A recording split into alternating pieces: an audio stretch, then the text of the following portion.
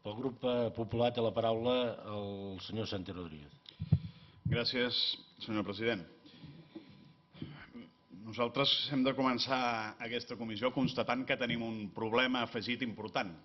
I el problema afegit ens dona la impressió que és els objectius que ha de perseguir aquesta comissió i com cadascun dels grups parlamentaris que han pres la paraula fins a aquest moment han expressat els objectius que persegueixen. Concretament, el nostre grup, i fent referència al títol de la comissió, que és, tal com deia el senyor Ferran, a les irregularitats detectades al Palau de la Música, no ens podem centrar única i exclusivament a intentar esbrinar què ha passat amb determinats fons que poden haver anat a parar a fundacions vinculades a partits polítics o si certament hi ha hagut o no, com se sospita, finançament irregular d'alguna força política. Certament aquest és un element preocupant i certament aquest és un element que té que orientar els treballs de la comissió. Però les irregularitats detectades al Palau de la Música van molt més enllà d'això. Van molt més enllà també a les irregularitats o no d'un procés de recalificació d'uns terrenys a l'Ametlla del Vallès. Hi ha també un procés de recalificació d'uns terrenys a l'Ajuntament de Barcelona i en canvi això sembla no preocupar a determinats grups parlamentaris i a nosaltres sí que ens preocupa i sí que volem que aquesta comissió formi part dels seus objectes i, per tant, en aquest sentit, nosaltres, a la llista de compareixents que hem sol·licitat, hi ha persones vinculades també amb aquesta recalificació i que creiem important, necessari i imprescindible que aquesta comissió abordi també aquesta qüestió.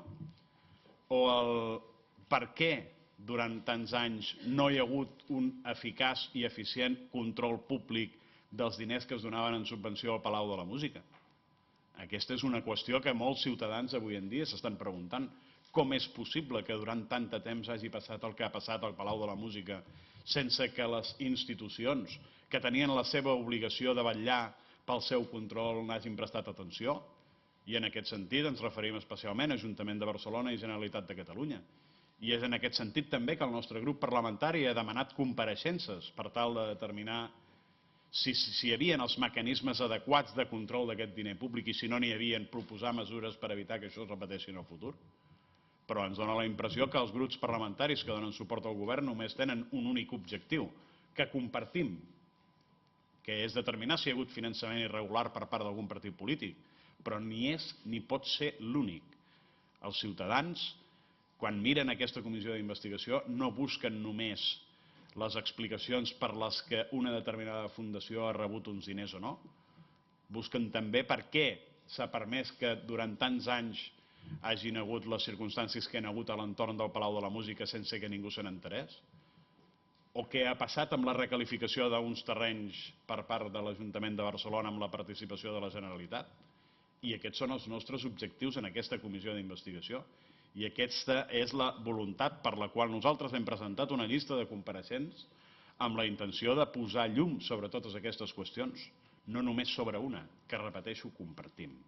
Per tant, constatem que tenim un problema per quan els objectius dels grups parlamentaris en aquesta comissió sembla ser que són objectius no divergents, segurament, però sí, com a mínim, desiguals. Voldria acabar la meva intervenció agraint el fet que s'hagi considerat d'assumir per part de tots els grups parlamentaris la petició de documentació que hem fet tots i cadascun dels grups en relació amb tots aquests temes i finalment també agrair que finalment se li hagi donat tràmit o se li doni tràmit a la sol·licitud de dictamen de l'Oficina d'Antifrau de Catalunya per tal que en la mesura de les seves possibilitats, tant físiques com legals o tant materials com legals, pugui també col·laborar en els treballs d'aquesta comissió.